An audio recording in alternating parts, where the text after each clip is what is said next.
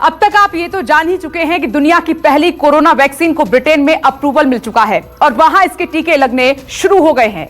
लेकिन ये वैक्सीन कितने दिन में बनी, कितनी सेफ और सुरक्षित है और क्या ये वहां रहने वाले भारतीयों को भी दी जाएगी? आइए अब आपको पहली कोरोना वैक्सीन से जुड़ी आपके सारे सवालों का जवाब यहां पर दिखाते हैं। सबसे पहला सवाल कि फाइजर की कोरोना वैक्सीन बनाने में कितना वक्त लगा? तो आप ये जवाब देख लीजिए कि फाइजर की वैक्सीन जिसे बनने में 10 साल का वक्त लग सकता था, वो 10 महीने में बनकर तैयार हो गई।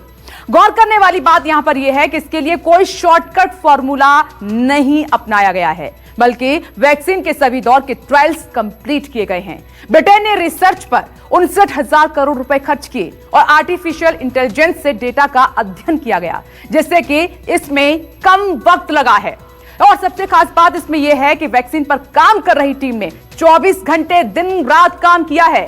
आइए अब आते हैं दूसरे सवाल की तरफ बढ़ते हैं। आपके मन में यह भी सवाल होगा कि यह वैक्सीन आखिर कितनी सेफ है, कितनी सुरक्षित है? तो इसका जवाब देख लीजिए।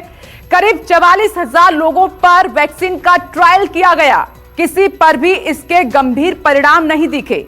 हालांकि कुछ लोगों ने थकान और सिर दर्द की शिकायत जरूर की, लेकिन कुल मिलाकर आप देखेंगे ऐसा कोई खतरनाक साइड इफेक्ट नहीं दिखाई दिया। बारी आती है तीसरा और सबसे अहम सवाल, यह वैक्सीन भारत की पहुंच से कितनी दूर है? तो इसका सवाल आप जान लीजिए। जवाब क्या है सवाल का, तो आपकी बेहद दिलचस्पी होगी ये जानने में। तो देखिए कि इस वैक्सीन के पैकिंग से लेकर स्टोरेज और लगाने तक बेहद कम यानी कि -70 डिग्री तापमान की जरूरत होती है। भारत में अभी इसके लिए कोई तैयारी नहीं है, लेकिन भारत में वैक्सीन के लॉन्च को लेकर भी कोई चर्चा नहीं हो रही है। साथ ही सरकार ने वैक्सीन बनाने वाली कंपनी फाइजर से भी कोई बात अब तक नहीं की है। तो अब सवाल यहां पर यह उठता है कि क्या यह वैक्सीन सिर्फ ब्रिटेन में ही लगेगी? इसका जवाब यह है कि ऐसा बिल्कुल नहीं है। फाइजर ने बाकी देशों में भी वैक्सीन के लिए अप्रूवल मांगा है। अमेरिका में वैक्सीन के लिए अप्रूवल मांगा गया।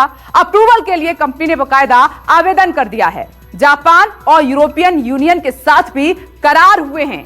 अब सवाल यहां पर आपका यह उठता है कि आखिर फाइजर कितने टीके तैयार करेगी? तो इसका जवाब भी आप जान लीजिए, देख लीजिए।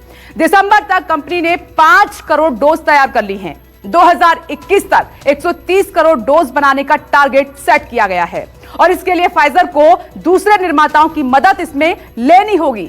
और ब्रिटेन में कंपनी ने 2021 तक 4 करोड़ डोज देने का करार किया है। यहां 2 करोड़ लोगों को 2-2 डोज देने का प्लान है और बाकी वैक्सीन दूसरे देशों को सप्लाई की जाएगी। अब एक सवाल यहां पर यह भी उठता है कि जैसे हमारे देश में चर्चा भी है कि पहला टीका किसे मिलेगा, किसे लगेगा, तो ब्रिटेन में इसको लेकर सरकार का क्या प्लान है, दिखाते हैं।